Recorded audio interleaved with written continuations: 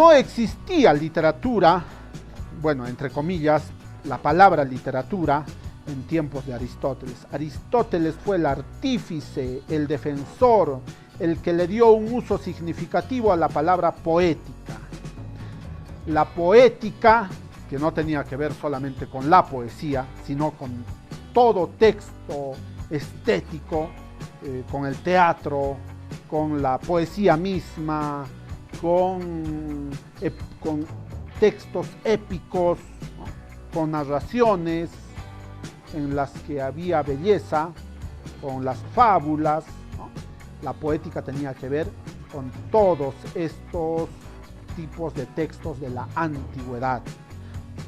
La poética pervivió en la Edad Media, en la etapa del oscurantismo, pervivió y convivió también con la filosofía, ¿no? Con la filosofía de la etapa oscurantista.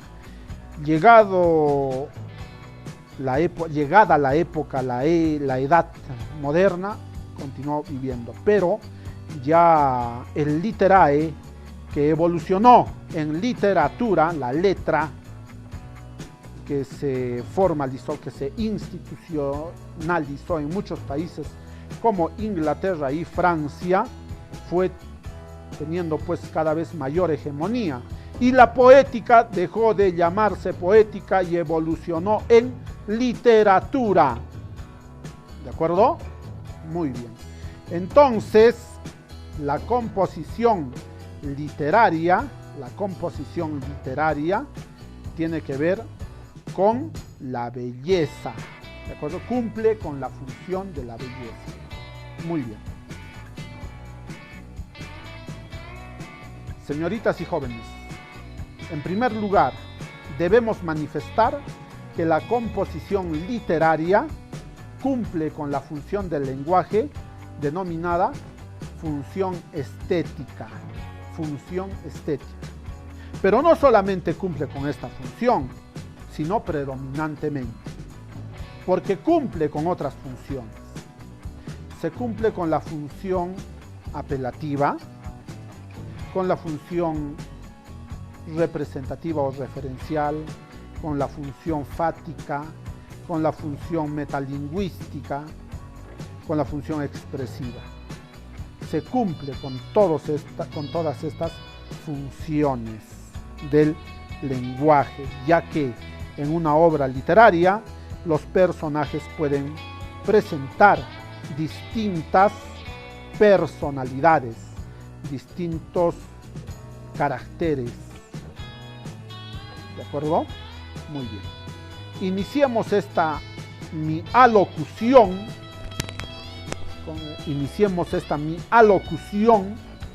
definiendo qué es la literatura. ¿Qué es la literatura? Vamos a compartir con todos ustedes la definición dada por Jesús González Maestro, conocido más por su apellido materno. ¿Qué nos dice Jesús G. Maestro, Jesús González Maestro, sobre la literatura? Nos indica que la literatura es una construcción humana y racional. Así es, no podía ser de otra manera. Y se sobreentiende, ¿no? Pero a veces nos olvidamos pues, que la literatura es una construcción humana y racional. Para empezar, la literatura es una construcción humana y racional. En segundo lugar, la literatura se abre camino hacia la libertad a través de la lucha y el enfrentamiento dialéctico. ¡Qué interesante! No puede existir literatura sin libertad. Y la literatura abre el camino hacia la libertad, ¿no? O como lo decía Antonio Machado, se hace camino, caminante no hay camino, se hace camino al andar. Entonces la literatura se abre camino hacia la libertad. La libertad es una categoría sumamente importante para definir a la literatura. Pero esta libertad no se da de manera estática, sino a nivel de la dinámica, a nivel de la lucha contra la adversidad, de la realidad misma, de las posturas literarias, del canon literario, ¿no? Muy bien, y se da este enfrentamiento dialéctico, constante, pero en un cierre categorial,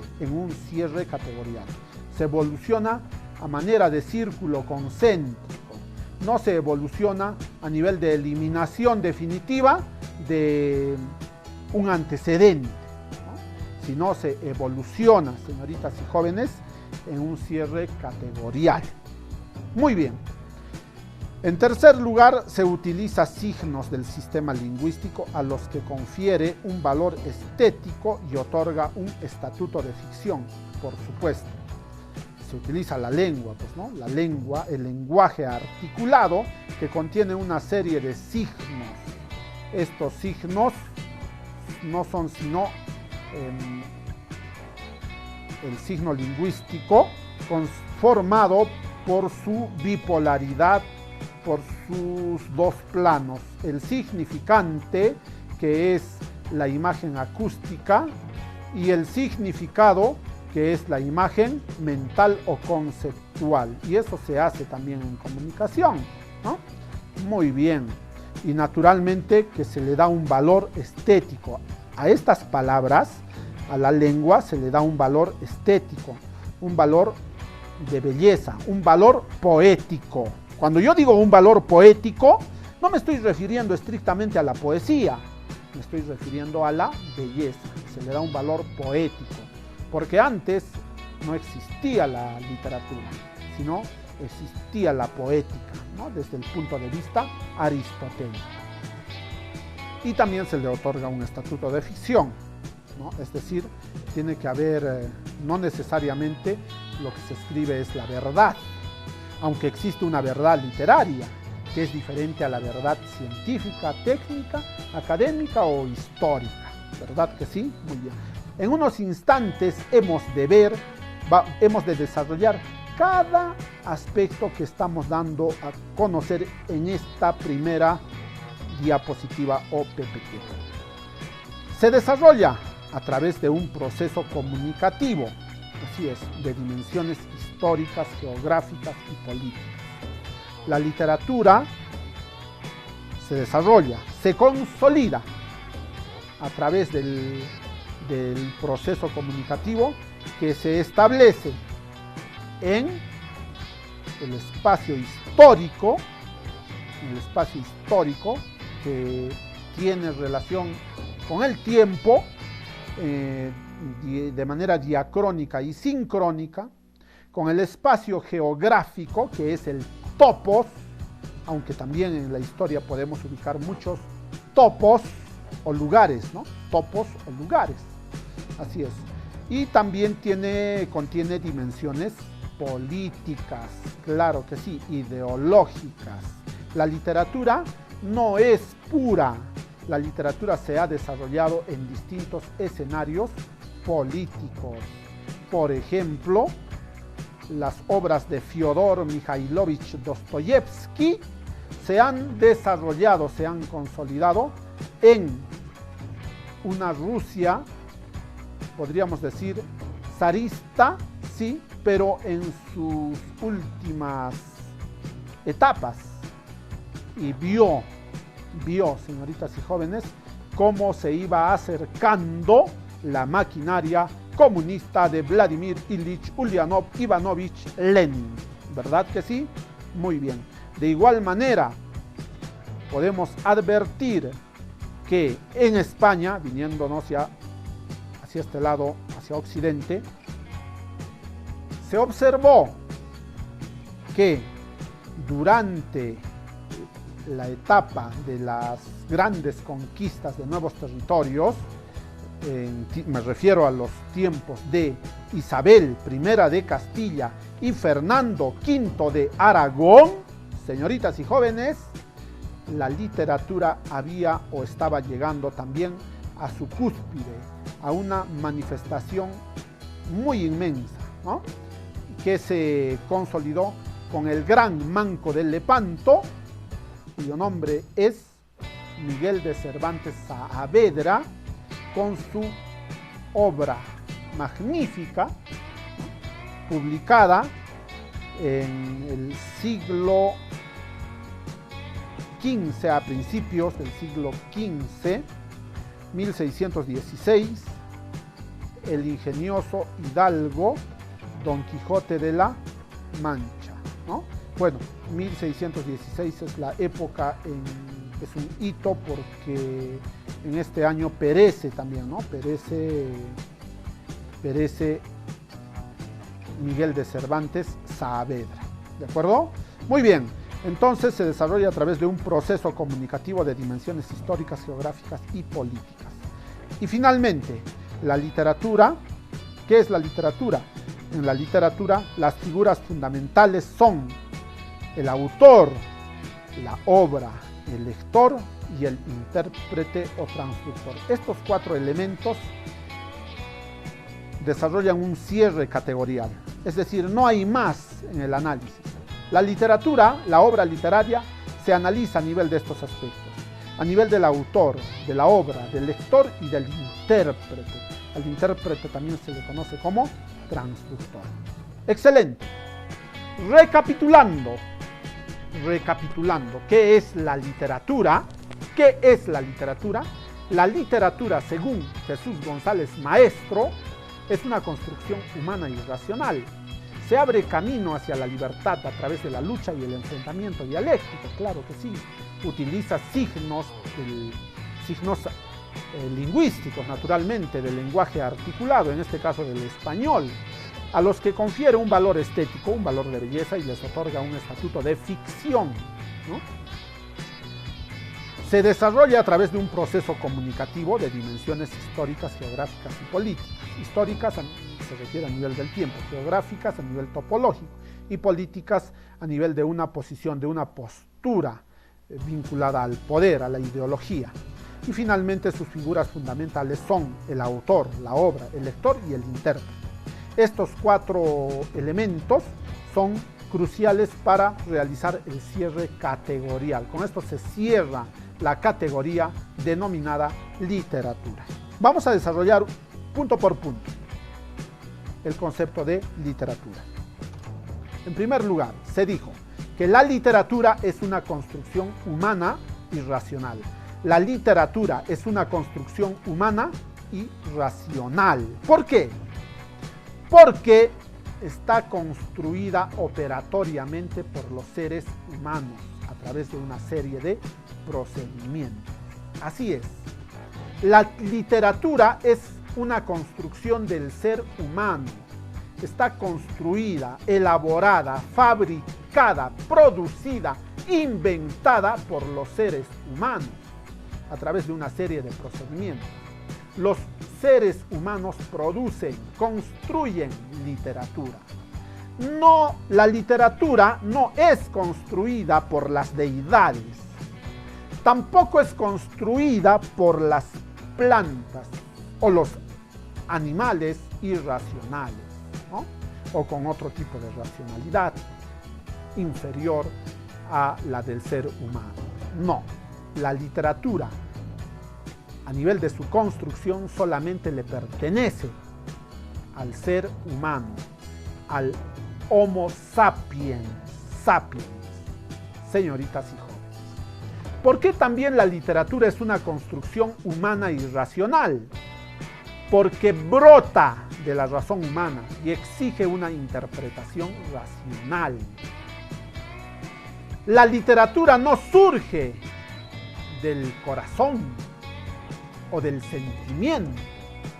Bueno, puede haber una relación de producción de literatura con nuestro sistema endocrino, límbico o hasta con el sistema nervioso. Pero la traducción misma, es decir, la textualización, es decir, la conversión en un hecho visible, evidente, real, se realiza a través de la razón humana, a través del ratio, a través del logos, del nous. ¿De acuerdo? Muy bien. ¿Y quiénes tienen ratio, logos y nous? Solamente el ser humano, el Homo sapiens, el hombre como especie, no como género. ¿De acuerdo? Muy bien. Y si surge de la razón humana, naturalmente que la interpretación de una obra literaria debe contener una interpretación también racional. Si la literatura surge de la razón humana, brota de la razón humana, se exige entonces también que su interpretación sea racional. La interpretación debe ser racional. Por más que exista un Schopenhauer que nos indique y nos diga que las grandes proezas de la humanidad se hicieron gracias a la emoción, gracias a la voluntad, gracias a la irracionalidad, más que a la inteligencia. Eso lo dice Schopenhauer. Bueno, es posible, ¿no? Es posible que haya una dosis de voluntad, es posible que haya una dosis de emoción, de pasión, ¿no? Pero que al final se concretiza, ese es el término, se concretiza a través de la razón humana, a través de la lógica, no solo propositiva, sino de la lógica que mide, ¿no? De la lógica formal, de la lógica que se relaciona directamente con la verdad, señoritas y jóvenes. Muy bien.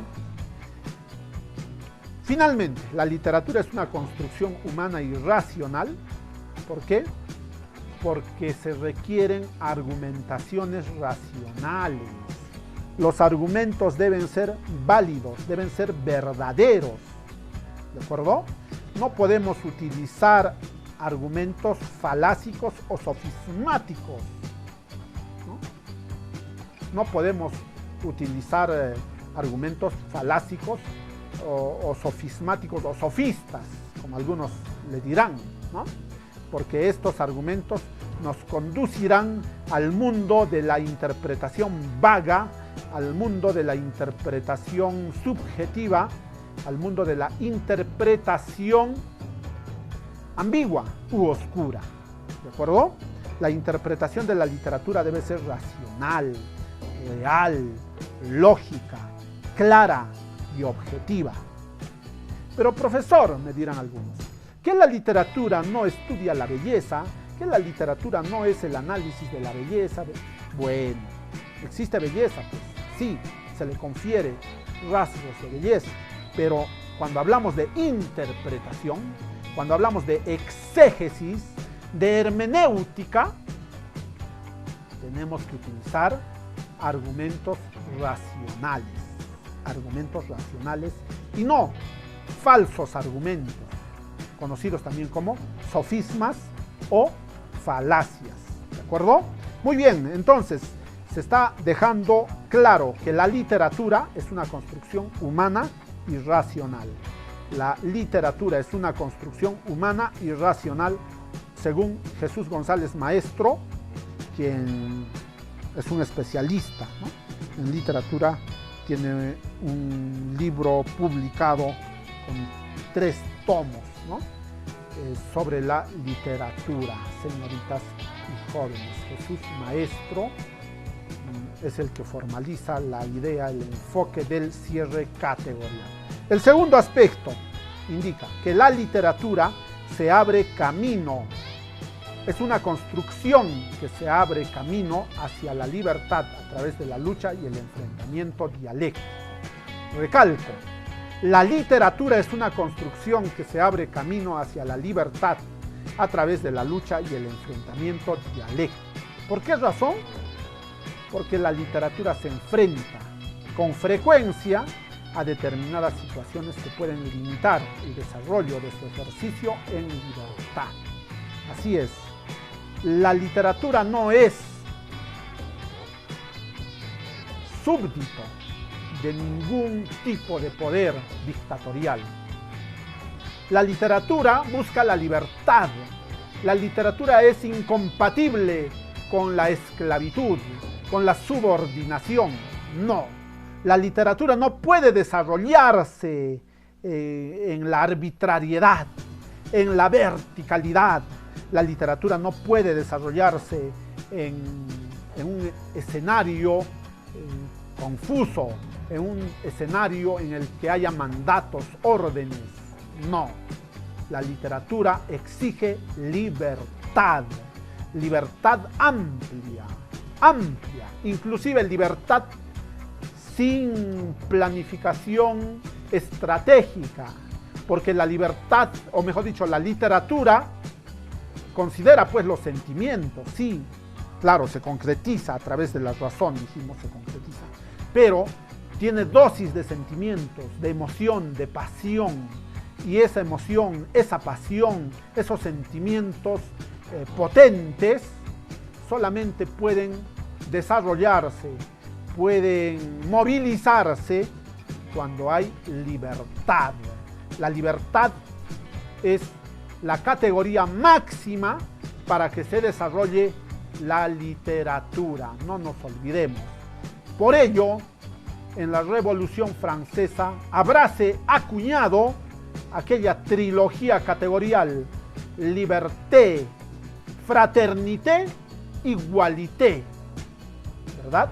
Entonces la libertad es la clave para que la literatura se desarrolle, y con esta libertad se consolida, la literatura se consolida y se puede enfrentar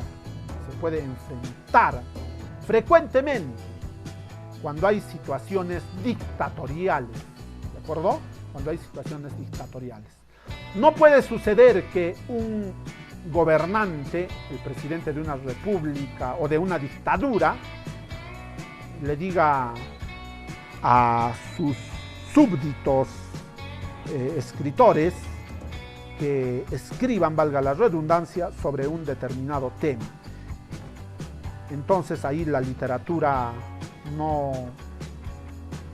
aflorará, porque hay un mandato, una orden, y entonces ese escrito estará, podríamos decir, enmarcado en las órdenes, en la ideología, en los pedidos, ¿no?, del gobernante o del presidente. Entonces no nos olvidemos que la literatura es una construcción que se enfrenta a determinadas situaciones que puedan limitar el desarrollo del ejercicio, de su propio ejercicio en libertad. ¿Sí? Muy bien. Nunca la literatura podrá ser prisionera. Listo. Segundo aspecto, lo que hemos manifestado provoca enfrentamientos de divisiones críticas, de oposición, de antítesis frente a determinadas sociedades políticas que pueden limitar el desarrollo de las actividades literarias. Este parágrafo complementa ya lo antes manifestado. Así es. Estos enfrentamientos que se han manifestado se dan a nivel de las dimensiones críticas, así es. La literatura, a través del cuento, de la novela, de la poesía, se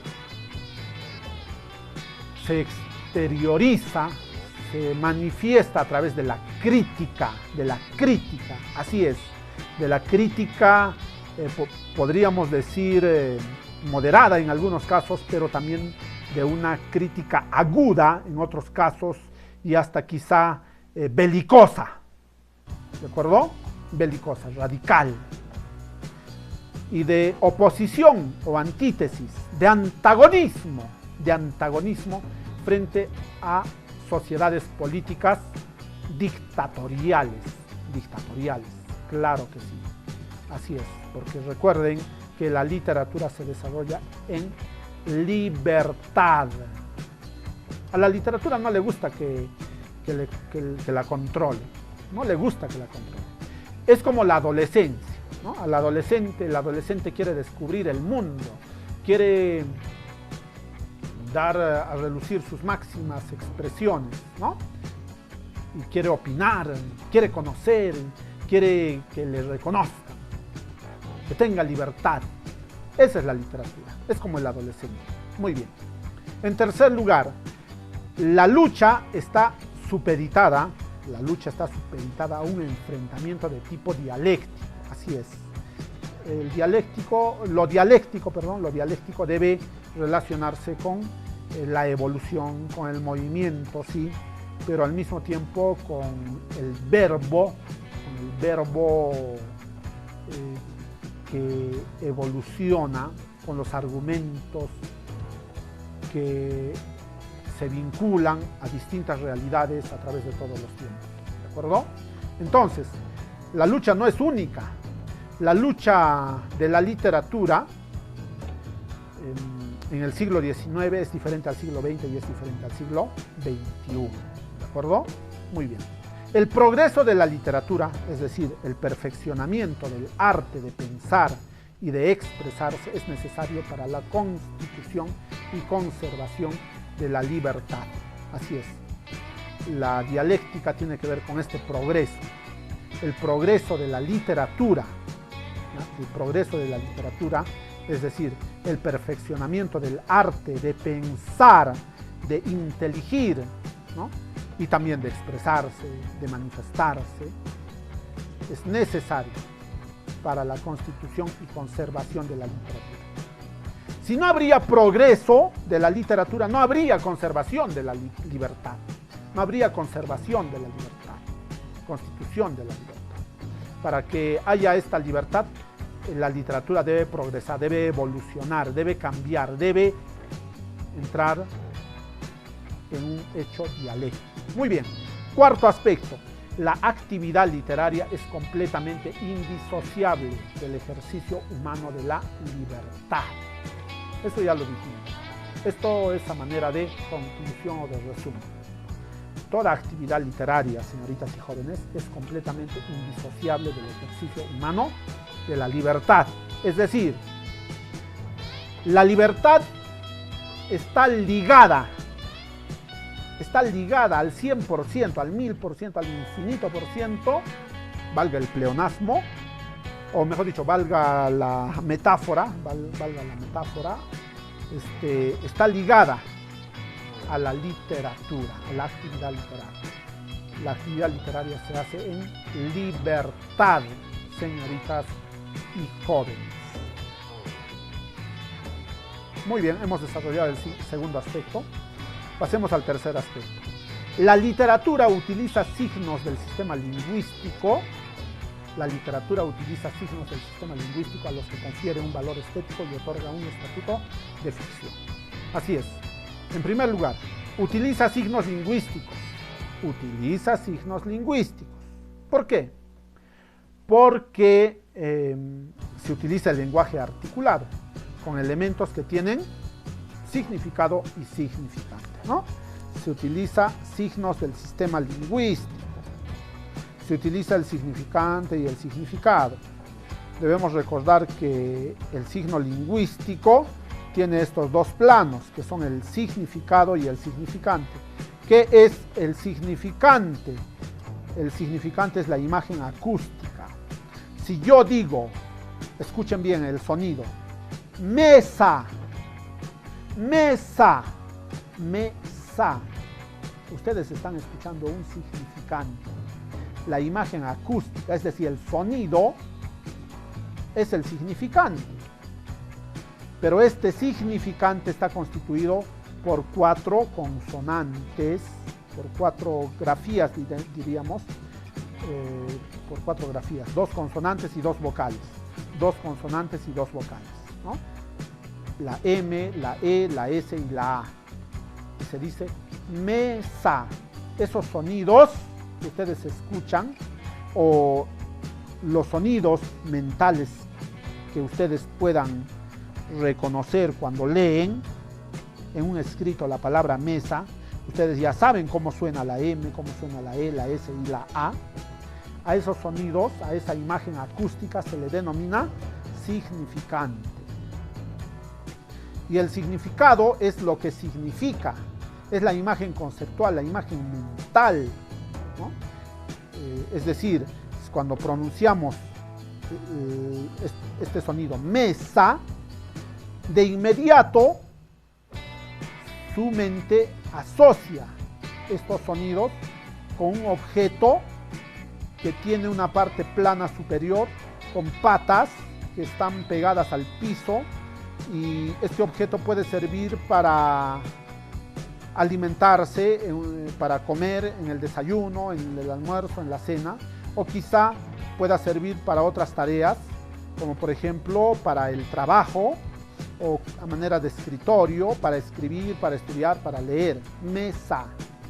Cuando yo digo mesa, su imagen mental no es la de un elefante o la de un celular, no, sino cuando yo pronuncio la imagen acústica o significante mesa, el significado será objeto con superficie plana, con patas, de madera, puede ser de madera, de acrílico, de fierro, de plástico, que sirve para cumplir con una determinada función, como es la de alimentarse quizá, o para realizar algunas actividades, algunos trabajos tal vez, ¿no? Muy bien, entonces la literatura utiliza signos del sistema lingüístico. En suma, podemos decir que la literatura utiliza el lenguaje articulado, utiliza el idioma español en nuestro caso, utiliza la lengua española, ¿no? La lengua española, utiliza la palabra, utiliza la frase, la oración o el enunciado, el párrafo, el parágrafo, utiliza las distintas categorías gramaticales, utiliza los sustantivos, los adjetivos, los verbos, utiliza los pronombres, las preposiciones, los adverbios, si se creo ya, las conjunciones, utiliza los conectores, los distintos conectores de adición, de inicio, de apertura, de secuencia, de los conectores adversativos, de finalización, de continuidad, etcétera, etcétera, de conjunción, etcétera. Utiliza todas estas categorías gramaticales, con sus distintos accidentes gramaticales, con el accidente de número, con el accidente de género, con el accidente de modo en el verbo, con el accidente de tiempo en el verbo, ¿no? Utiliza distintos accidentes gramaticales, en todas sus variedades sintácticas también. Utiliza objetos directos o modificadores directos, circunstanciales, utiliza el sintagma verbal, el sintagma nominal, utiliza todas estas señales, estos signos que constituyen parte de la gramática descriptiva, también estructural. Muy bien. Segundo aspecto, les confiere un valor estético o poético. Les confiere un valor estético o poético. ¿Qué significa esto? Que les dota de belleza. Así es, como les había manifestado, señoritas y jóvenes, a la literatura se le confiere, o a la literatura se le dota del factor de la belleza, ¿de acuerdo? A todos estos signos del sistema lingüístico se les dota de un valor estético o poético, poético entendido como belleza, les dota de belleza, ¿de acuerdo? ¿Y cómo se manifiesta esta belleza? Esta belleza se manifiesta a través de las figuras literarias, a través de los tropos literarios, de las licencias literarias o poéticas, a través de las técnicas de narración, como son, por ejemplo, el flashback, flash forward, a través del raconto, a través de los vasos comunicantes, de las cajas chinas, a través de la técnica circular, a través de la técnica lineal, simplemente, ¿no? A través de las distintas técnicas, a través de los tropos y figuras literarias, a través de las licencias, a través de las imágenes,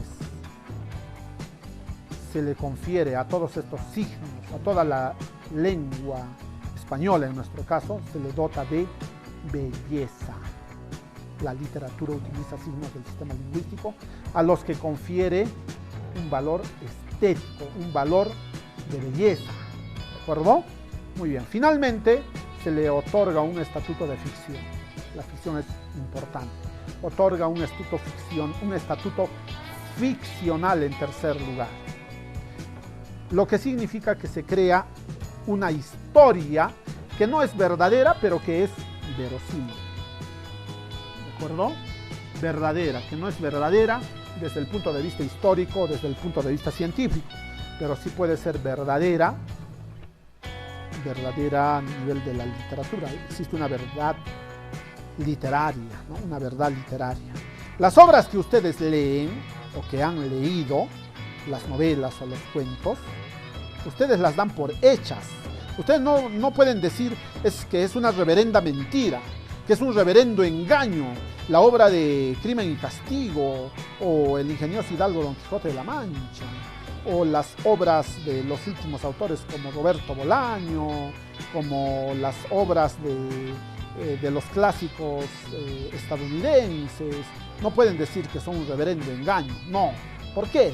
Porque contienen una verdad literaria, porque son verosímiles. Profesor, ¿y qué pasa con las obras de ciencia y ficción, como por ejemplo de Isaac Asimov, que habla de especies extrañas, de naves que visitan distintos planetas, de robots que tienen determinadas cualidades humanas como sentimientos, pasiones, emociones? Bueno, pero debemos indicar que estos autores, como Isaac Asimov, por ejemplo, hacen en lo posible que toda la historia sea verosímil para atraer al lector. Hacen que se ajuste lo más posible a la verdad, a la realidad, tal cual es. ¿De acuerdo? Muy bien. Entonces se le otorga un estatuto de ficción. Muy bien. Entonces no nos olvidemos, hemos desarrollado el tercer aspecto. Ahora, ¿qué más es la literatura? La literatura se desarrolla a través de un proceso comunicativo de dimensiones históricas, geográficas y políticas. En efecto, la literatura se desarrolla a través de un proceso comunicativo de dimensiones históricas, geográficas y políticas. Se desarrolla a lo largo del tiempo. La historia tiene que ver con el tiempo, ¿no? A través de diferentes territorios. Los diferentes territorios tienen que ver con la geografía. Y en el seno y en el contexto de sociedades políticas, es decir, los contextos de las distintas sociedades políticas. Y esto tiene que ver con la pragmática. La pragmática está vinculada al contexto. Es el estudio, podríamos decir, de la comunicación, del pensamiento, de la lengua, ¿no? En un contexto determinado, pragmático. ¿De acuerdo? En segundo lugar, ¿por qué se desarrolla a través de un proceso comunicativo de dimensiones históricas, geográficas y políticas? Porque las literaturas, esto ya en plural, las literaturas pueden ser interpretadas cuando el intérprete, valga la redundancia, tipifica como literario un determinado fenómeno o actividad. ¿De acuerdo? Muy bien. Entonces, para que la literatura sea literatura, se requiere pues de dimensiones históricas, geográficas y políticas. Estas dimensiones históricas, geográficas y políticas puede tener un sumum y naturalmente que ese sumum es pues la interpretación, ¿no? La interpretación que tiene naturalmente un intérprete, quien tipifica como literario un determinado fenómeno o actividad. Solo el intérprete le da la condición a un texto de literatura y le da la condición de texto que puede ser traducción o interpretado. ¿De acuerdo? Muy bien, señoritas y jóvenes. Y finalmente, ¿qué es la literatura? Bueno, Las figuras fundamentales de la literatura son 4: el autor, la obra, el lector y el intérprete. ¿De acuerdo? Muy bien. Tiene como figuras fundamentales al autor, la obra, el lector y el intérprete o transcriptor. Los 4 términos de esta ontología, es una ontología, la literatura en su parte ontológica, es decir, en su parte de ser material, Jesús Maestro habla del ser material, son el autor, la obra, el lector, el intérprete o transcriptor. Estas son totalidades atributivas porque tienen una función, ¿no? Cumplen con una función. Son totalidades atributivas, cada uno cumple una función insustituible, no se puede sustituir ni al autor, ni a la obra, ni al lector, ni al intérprete. ¿De acuerdo? Mantienen entre sí una relación sinalógica. ¿Qué significa relación sinalógica? Significa que se da de forma directa, física y operatoria. Así es. La literatura, a través de sus elementos, se dan de forma directa, física y operatoria. Operatorio significa lo real, pues, ¿no? Lo real, ¿no?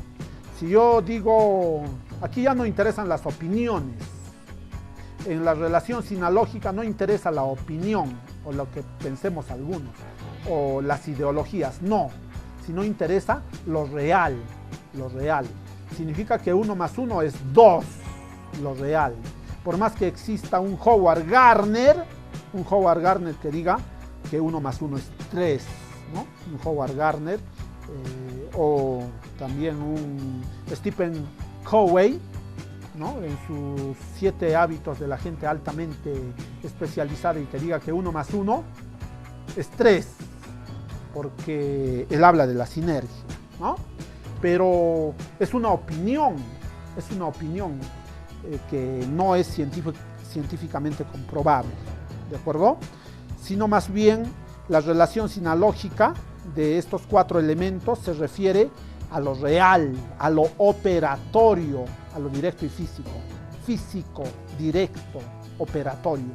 ¿Qué es la operatoriedad? Dijimos, es lo real. Si yo agarro una sarta de llaves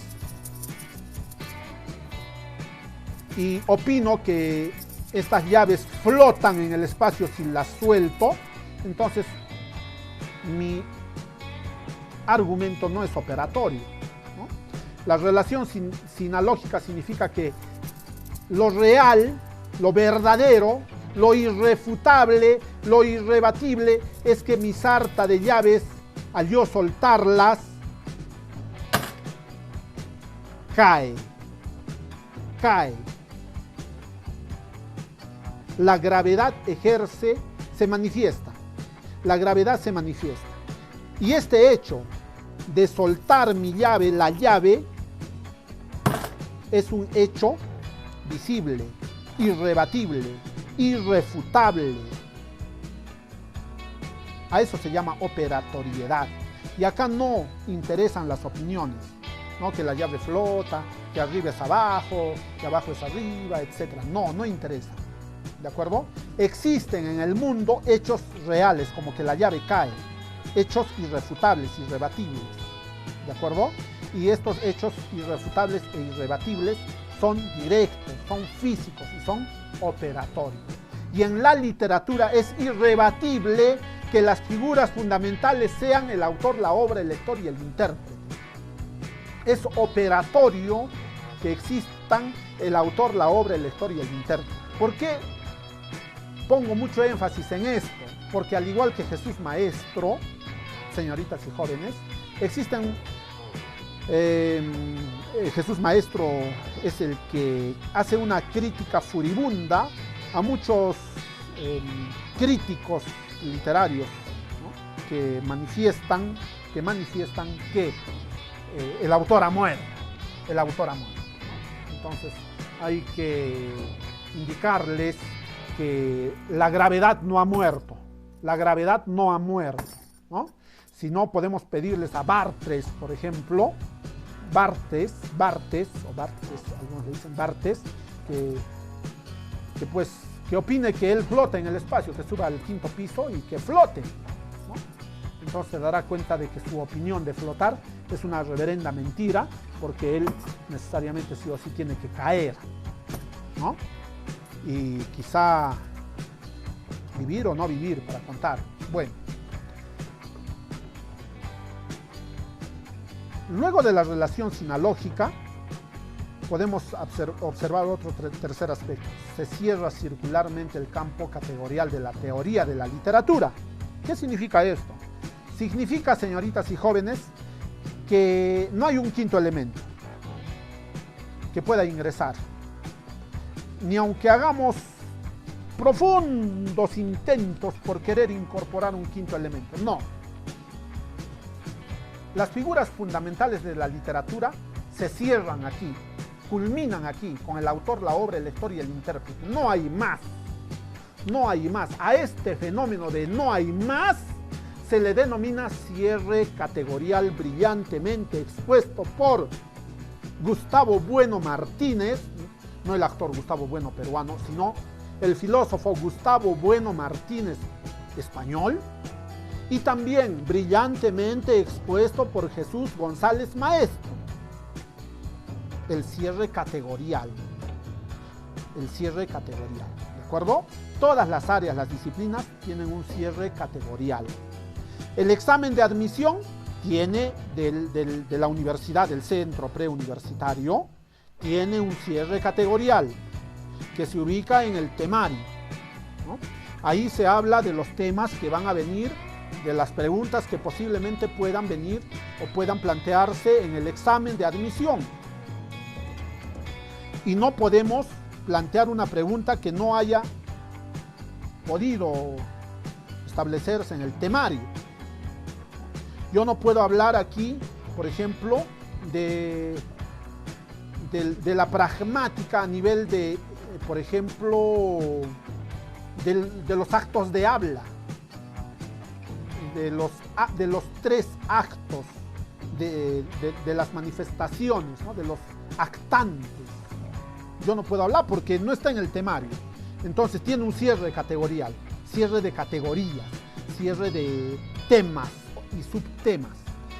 De esa misma forma, la literatura tiene un cierre categorial a nivel de sus figuras, que son el autor, la obra, el lector, el intérprete y transcriptor, señoritas y jóvenes.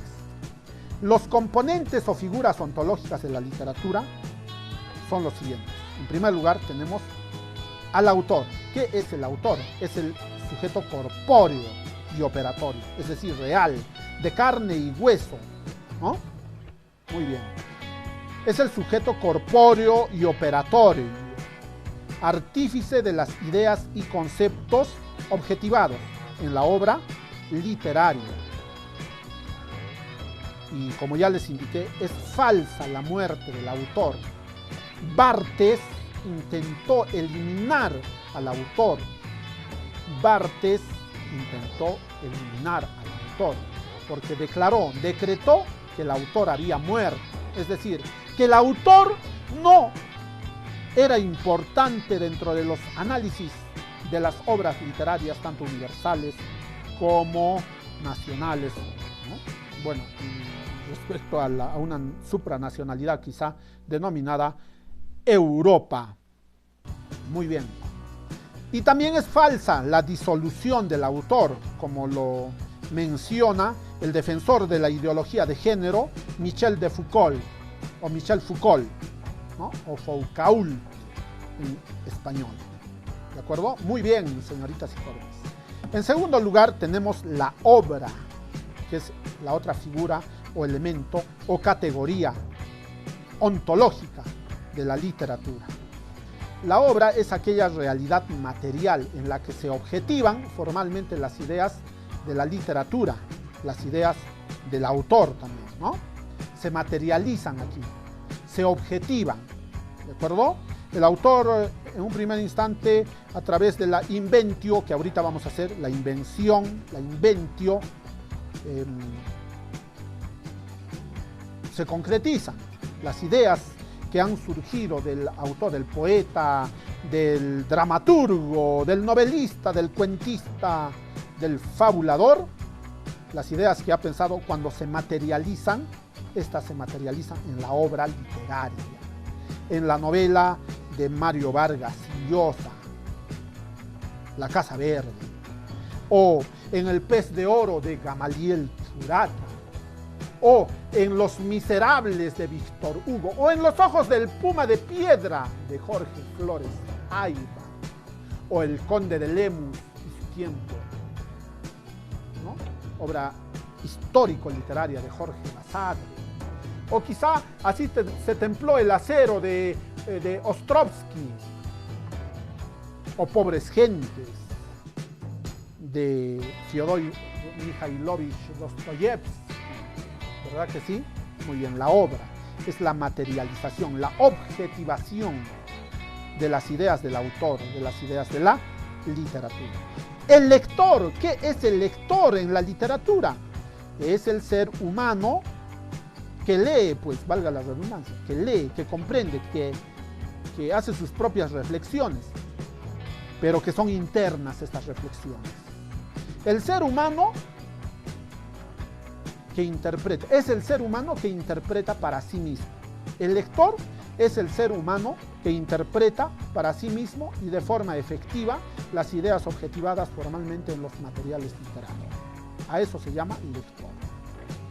Ejemplo de lector: cuando tú agarras una obra literaria y la lees porque quieres leerla, por esparcimiento, por una voluntad lúdica, la lees la obra y entonces puedes realizar tus propias reflexiones, que no las compartes, pero que te permiten desarrollarte a nivel de persona quizá.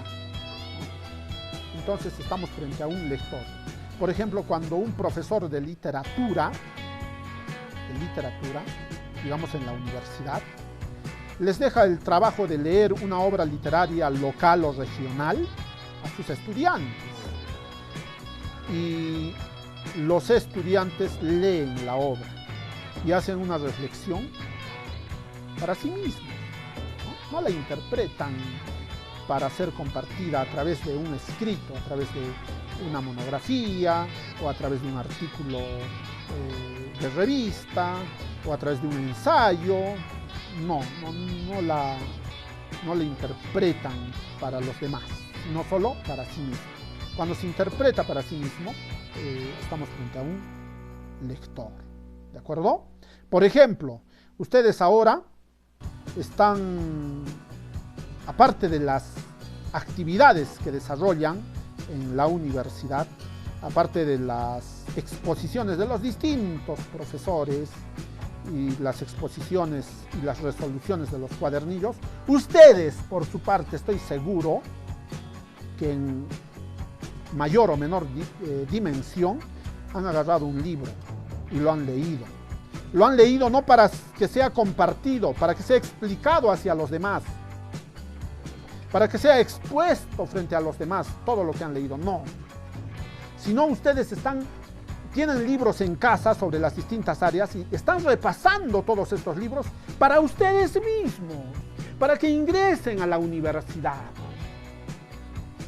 Entonces están cumpliendo el rol de lectores, no de intérpretes, de lectores. ¿Por qué? Porque la interpretación, la comprensión que ustedes están haciendo de los libros que están leyendo, de los folletos, o si no son folletos o libros, de los resúmenes que están observando en las distintas páginas de internet, de los distintos temas, de las distintas áreas o cursos, son para ustedes mismos. En suma, a ustedes esa actividad de búsqueda y de lectura los convierte silvestre y simplemente en lectores, señoritas y jóvenes.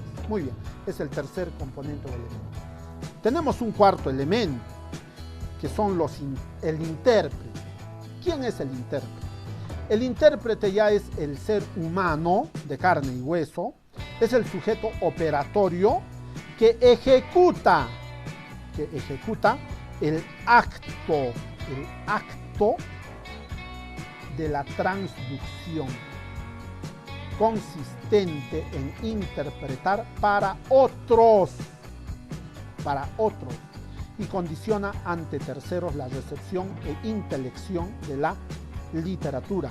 Señoritas y jóvenes, no nos olvidemos, el intérprete, el exegeta, el hermeneuta, el transductor.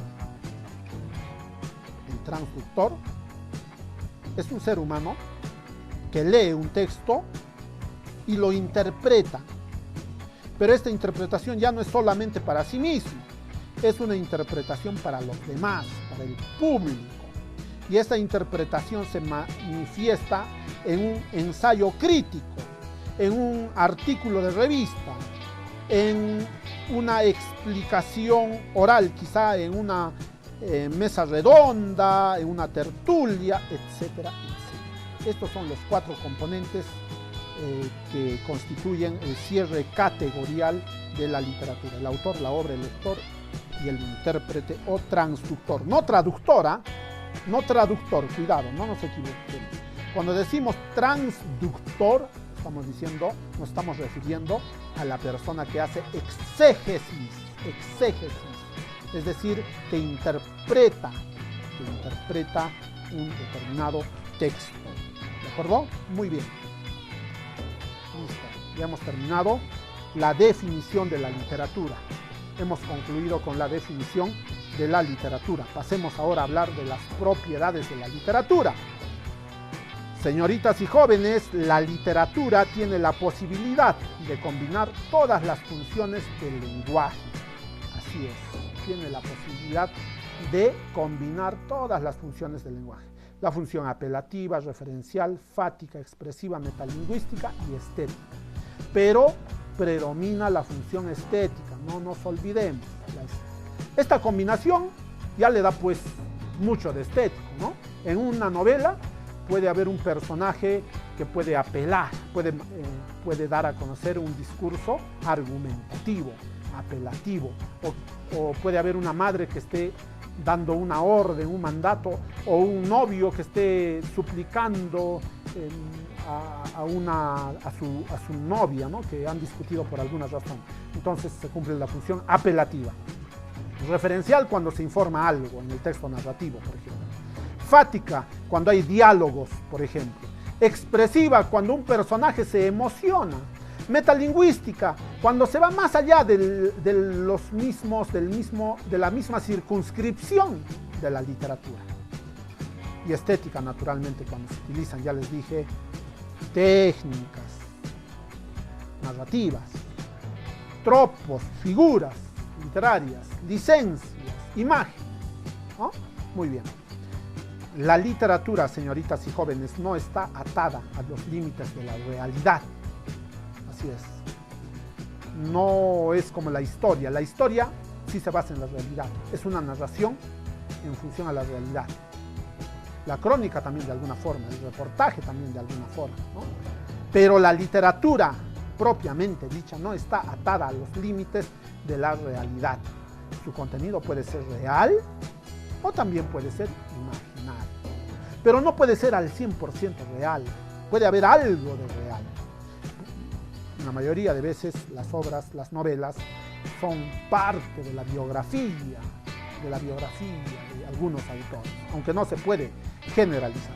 En tercer lugar, el escritor no está limitado a emplear una forma única de lenguaje, sino tiene libertad. Para él no existen las limitaciones que cercan al hablante de su vida, de la vida real. Así es. Ya saben, no hay un solo modo de lenguaje, sino tiene libertad para utilizar distintos modos de lenguaje. Puede utilizar el lenguaje formal, el lenguaje coloquial, el lenguaje vulgar también, el sermo nobilis, el sermo vulgaris. Puede utilizar el lenguaje científico también en alguna parte, claro que sí. No existen, para el escritor literario, para el literato, diremos para el literato, no existen las limitaciones que cercan al hablante de la vida real. El escritor tiene el derecho a crear su propia lengua, así es. El escritor puede crear su propia lengua, su propio estilo, su propio modo de utilizar la lengua, los signos lingüísticos, hasta puede innovar, En la poesía puede utilizar hasta sonidos onomatopéicos, señoritas y jóvenes. La literatura es un medio de estar en comunicación con otras culturas y otras épocas. Así es. Cuando yo leo Los Miserables de Víctor Hugo, yo me comunico con Jean Valjean y con el señor Magdalena. Me comunico con Jean Valjean y conozco su historia casi presencial. Yo viajo en el tiempo, viajo de mi cultura hacia la cultura francesa, en la post-revolución francesa, ¿no? Donde había bastante hambre, muerte, canibalismo social. Y puedo comprender que Jean Valjean padeció casi 20 años en el presidio, pero que el obispo que le regaló los candelabros permitió que volviese a nacer, como cuando Nicodemo intentó volver a nacer, cuando Jesús, Yeshua ben Padua, le dio un mensaje potente, que el volver a nacer no significa volver a entrar en el vientre de la madre, sino significa cambiar, hacer una reingeniería con nosotros mismos. Entonces puedo comunicarme con los personajes de Los Miserables, ¿de acuerdo? Con Jean Valjean, con Fantina, con Cosette, con Mario y con otros más. Muy bien. Ahora sí, hablemos de la composición literaria. ¿Qué es la composición literaria? Es un acto de comunicación que posee todos los factores que intervienen en la comunicación lingüística. Es un acto que realiza el literato o escritor, poeta, dramaturgo o narrador o fabulador. Señoritas y jóvenes, la composición literaria es el arte de desarrollar un tema. Dicho arte se descompone en 3 fases: la invención, la disposición y la elocución. Hay un cuarto elemento que algunos lo consideran, la corrección. No obstante, quedémonos con la invención, la disposición y la elocución, por más que desarrollemos posteriormente también la corrección. Pero estos 3 son el modelo aristotélico y clásico, ¿de acuerdo?, de la composición literaria. Muy bien, ¿cuáles son los elementos de la composición literaria? Bueno, antes de dar a conocer los elementos, debemos indicar que, señoritas y jóvenes, el escritor compone su obra como el escultor su escultura, o como el músico su partitura. ¿De acuerdo? El escritor compone su obra. En toda composición existen 2 elementos primarios, en toda composición, es decir, en la textualización, en la traducción, o cuando digo traducción no me estoy refiriendo a la traducción de un idioma a otro idioma. Cuando hablo de traducción, estoy hablando de escribir las ideas que previamente has pensado. A eso se llama también traducción. Cuando ya tengo la idea en mi cabeza, valga la redundancia y entre comillas, y estas ideas las convierto en escritura física, entonces estoy realizando un proceso de traducción. Entonces, en toda composición existen 2 elementos primarios: el fondo y la forma. Ambos confluyen en la realización de la obra, pero hay que considerar además el modo de realizar. Entonces los elementos de la composición literaria son 3. El fondo, que es lo que decimos, es decir, el contenido; la forma, que es cómo lo decimos, que es el estilo; y el modo, que es la manera de contar a nivel de momentos o tiempo, es decir, la estructura. ¿De acuerdo? Tanto el fondo como la forma se ubican en el momento de la elocución. Y debemos decir que también el fondo y la forma se ubican dentro del modo. ¿De acuerdo? Muy bien. Pero se las ha separado y se las ha convertido en 3 para que haya mayor comprensión. para que sea más didáctico, ¿de acuerdo? Muy bien, hablemos de el modo, ¿eh? Vamos a hablar de el modo, el elemento modo. El modo se descompone en 3 momentos o estancias primordiales: la invención, la disposición y la elocución. La graduación o gradación, diríamos, de grado, la graduación de aquellos, es decir, de la invención, disposición y elocución. Señoritas y jóvenes, la graduación de aquellos momentos o la absoluta división de estas 3 formas no es efectiva ni absoluta. Es decir, no hay un orden en este sentido. Primero es la invención, luego la disposición y la elocución. No. La invención puede sucederle a la disposición, o la disposición puede estar después de la elocución. Mientras vas escribiendo puedes ir generando nuevas ideas. Y mientras vas escribiendo puedes ir ordenando tus ideas. Y mientras vas ordenando pueden surgir nuevas ideas. No hay un orden, no hay una perfección, no hay una graduación. Y tampoco hay una absoluta división en partes iguales, efectiva o absoluta. No. Poseen un carácter de simultaneidad. Los 3 elementos pueden percibirse o pueden presentarse de manera simultánea y compleja también.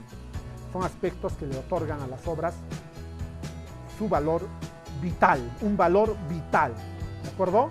En latín, a la invención se le denominaba como inventio, que vendrían a ser las ideas o la lluvia de ideas. La disposición es la dispositio, que constituye la estructura o el ordenamiento de todo lo que estás ideando. Y la elocución o elocutio, que es el efecto emocional que se traduce en la textualización, en la escritura misma, en el surgimiento del producto. Correcto, hablemos de cada uno de ellos. El tiempo nos va a ganar, creo. Vamos a darnos prisa. Momentos de la composición literaria. La invención.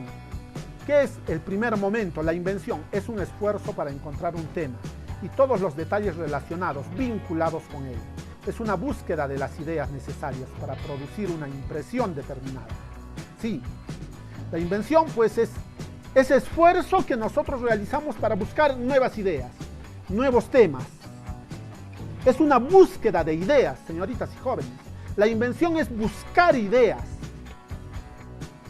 que te van a servir para que luego puedas escribir tu obra literaria. O al lector le puede servir para que comprenda el texto que está leyendo. Porque puede elucubrar el lector puede elucubrar cuál posiblemente ha sido la inventio del autor. ¿De acuerdo? Muy bien. Y las ideas son importantes. La invención se relaciona con la fábrica de ideas, pero estas ideas no surgen de la nada. Las ideas, toda idea, señoritas y jóvenes, surge de otras ideas. Nadie ha descubierto la pólvora. Una idea surge de otra idea. No existe lo nuevo, solo existe lo novedoso. Entonces, señoritas y jóvenes, la invención es la capacidad de crear ideas constante y frecuentemente.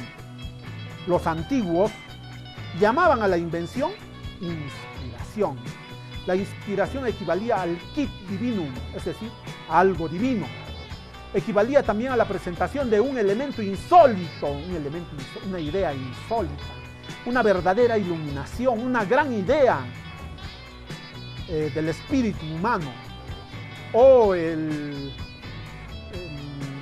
como Arquímedes, ¿no?, que salió de la bañera y empezó a gritar por Siracusa, creo, y decía: lo descubrí, desnudo, ¿no? Salió por las calles, dice la historia urbana.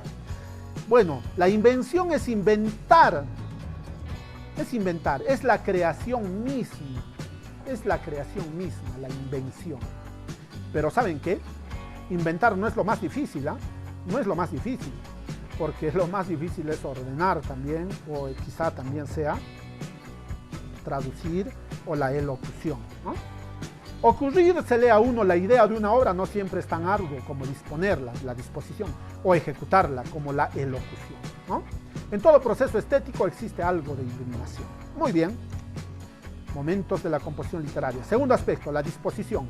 es el arte de ordenar lo que va a escribirse, lo que irá al principio y lo que hay que situar después. Es la visión de conjunto, de la que depende el plan, el interés y la acción. Sin un buen plan o planteamiento no hay trabajo posible. Así es. En efecto, señoritas y jóvenes,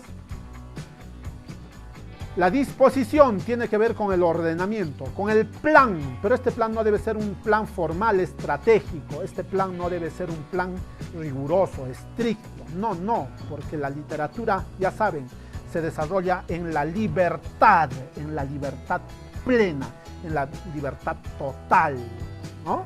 En la libertad total, así como Dios nos dio el libre albedrío para realizar el bien y el mal, de igual manera, la literatura puede utilizar la libertad como le plazca. Muy bien, este plan no debe ser riguroso, pero debe haber un plan para ordenar las ideas que se ha pensado. ¿Qué idea irá en el primer capítulo de mi novela? ¿Qué idea irá en el segundo capítulo? ¿O con qué parte de mi idea culminaré? ¿No? Muy bien. La composición literaria no se realiza en función a un plan estratégico, como les dije. El escritor manipula ideas, manipula sensaciones, sentimientos, siempre cambiantes. Comprendamos, por favor, esto, porque existen muchos escritores que posiblemente piensen que con un verdadero plan estratégico van a tener un producto que es una obra maestra. No es así. No es así. Un momento, por favor.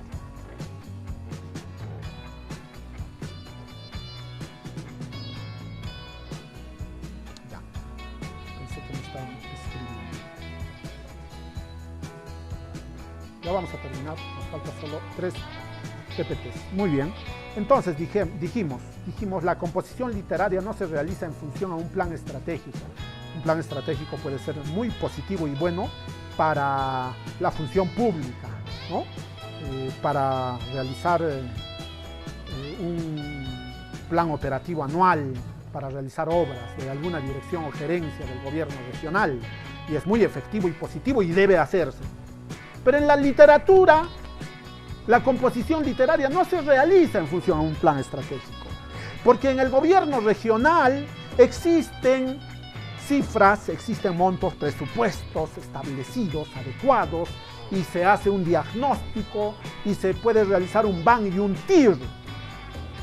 Pero en la literatura solo hay elementos como ideas, sensaciones, sentimientos, y encima estas sensaciones, estos sentimientos y estas ideas en el ser humano, en el escritor, cambian de un día para otro, conforme pasan las horas. Siempre son cambiantes. Entonces, de donde resulta que estos lo vencen a menudo, sin que él los logre dominar. Los sentimientos logran dominar al escritor muchas veces. El escritor a veces está súper inspirado y escribe una maravilla, pero al día siguiente esa inspiración se le habrá ido y quizá vuelva en algunas horas, ¿no? Muy bien. En el proceso de disposición no siempre esta antecede a la elocución, así es. No siempre está antes de la elocución. Puede estar después o puede intercalarse, ¿no? El orden lógico es flexible, predomina la sensibilidad individual. En otras palabras, señoritas y jóvenes, la disposición tiene un carácter de libertad inherente a la personalidad del escritor. Libertad. Esa palabra es clave, ¿eh? Ojo, pestaña y ceja. En este momento, el escritor debe reflexionar sobre lo que va a escribir. Debe dejar fluir su subconsciente. No puede convertirse en un autómata por vías delimitadas. No puede convertirse en un robot, en un mecano, en un astronauta que solamente sigue órdenes, que solamente sigue quizás pautas, reglas. No. La disposición es inherente de la personalidad del escritor. La disposición es un momento de reflexión del escritor. Es un momento en que el escritor debe dejar fluir su subconsciente. Y ahí ese ordenamiento podrá ser posible, la disposición. Continuemos con los momentos. La elocución. La elocución es la expresión por escrito de las ideas surgidas. O sea, ya es la traducción, la concreción, la materialización de las ideas, la materialización del ordenamiento previo que ya se ha realizado. Es la expresión por escrito de las ideas surgidas después de la invención y dispuestas según el planteamiento previo. Consiste en trasladar al papel o a la hoja digital, si preferimos, todo lo que consideremos adecuado. Ya vendrá después el hecho de corregir y tachar. Elocución proviene del latín locus, que significa lugar de la palabra, el lugar en donde debe estar escrito. Consta de dos partes, la elocución interna o pensamiento, que es el fondo, y la elocución externa o lenguaje, que es la forma. Las formas usuales de la elocución son la narración, la descripción y el diálogo, principalmente, pero también puede haber argumentación, hasta instrucción, significación, ¿ya? Entonces existen dos tipos de elocución, dos formas de escribir, de textualizar, la elocución interna o pensamiento y la elocución externa o lenguaje, ¿ya? Fondo y forma. Hablemos de la elocución interna en primer lugar. La elocución interna se refiere a la transcripción de las ideas, del pensamiento, de los pensamientos, de las ideas. Se debe tener en cuenta la verdad, la claridad, la naturalidad, la novedad y la solidez. Debe evitarse la falsedad, la oscuridad, el lugar común. Ya, desarrollemos cada uno brevemente. Debe utilizar la verdad artística. Les hablé de la verdad artística o literaria hace unos instantes, que es diferente, que se diferencia de la verdad científica e histórica. En la verdad artística basta la verosimilitud, excepto en la poesía. Claro, en la poesía podemos decir que el corazón del sol, el amor de la luna, los zapatos de los nevados, o podemos decir los algodones que flotan en el cielo, etc. ¿No? Muy bien, excepto en la poesía, la verosimilitud. En este caso la verdad trata de la imaginación del autor, ¿no? La claridad también es importante en la elocución interna que tiene que ver con el pensamiento. Consiste en la expresión justa, perfectamente inteligible, comprensible o sensible. La falta de claridad crea oscuridad u obscuridad. La naturalidad es una cualidad de toda obra, tiene el peligro de la vulgaridad, no debemos caer en la vulgaridad. Consiste en escribir sin rebuscamiento, debemos ser naturales.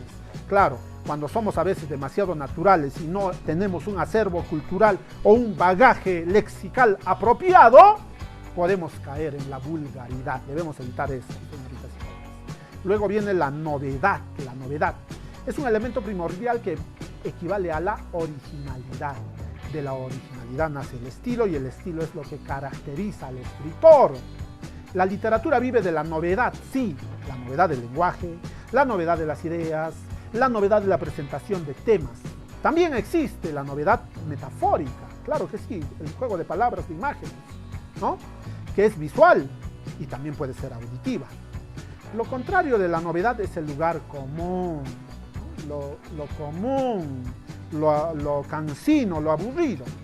Metáforas ya conocidas, ideas similares a las de otros autores, etc.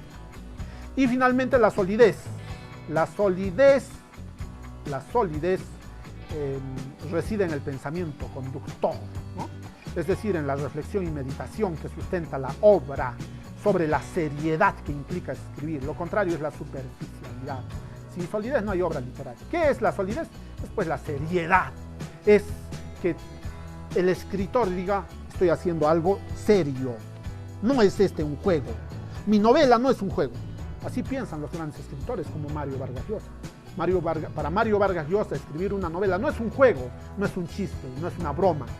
Es un acto serio, un acto complejo, un acto que debe ser valorado, un acto sólido. Listo, finalmente, la elocución externa. Hemos hablado de la elocución interna.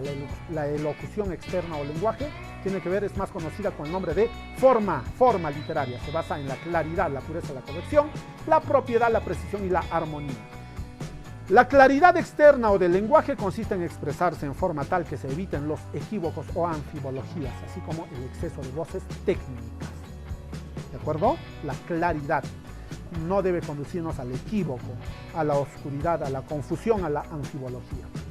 En segundo lugar tenemos la pureza, que consiste en emplear voces y giros del idioma sin recurrir a las lenguas extranjeras, sin recurrir al famoso sándwich en vez de sándwich, sin recurrir al podcast en vez de audio, sin recurrir, por ejemplo, al famoso el link en lugar de enlace, ¿no?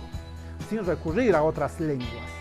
Muy bien, sino emplear voces propias de nuestra lengua española, claro que sí. Por corrección, en tercer lugar, se entiende la observación de las principales reglas gramaticales. Así es, la gramática, la ortografía, la acentuación tienen que utilizarse en el lenguaje. Un escrito debe tener propiedad también, la propiedad es importante. Cuando evita el abuso de sinónimos, no hay que utilizar muchos sinónimos, no hay que ir con rodeos, con bagajes, ¿no? La monotonía tampoco es buena a través del enriquecimiento del lenguaje. Debemos evitar todo esto enriqueciendo el lenguaje. ¿Y cómo se enriquece el lenguaje? Pues leyendo, leyendo y leyendo.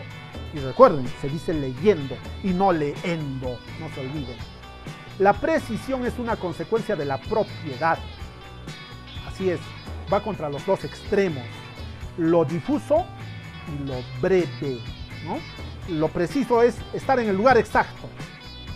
El texto no debe ser ni muy difuso, ni tampoco debe ser muy escueto o breve. La armonía finalmente es el sonido grato de las palabras, claro que sí, rompen la armonía, la cacofonía. No debe haber sonidos cacofónicos, es decir, repetir una misma consonante en un enunciado, no.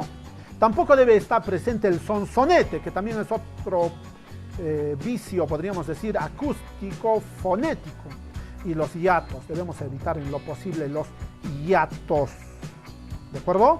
Muy bien, felicitaciones. Finalmente la corrección, bueno, esta es una propuesta complementaria y accesoria. Algunos autores como Flower y Hayes consideran un cuarto elemento que es la corrección del texto. La corrección consiste en la revisión y la depuración de elementos que contienen vicios, errores sintácticos, faltas ortográficas. Todo escrito debe considerarse como un bosquejo que debe ser corregido, revisado, controlado y abreviado.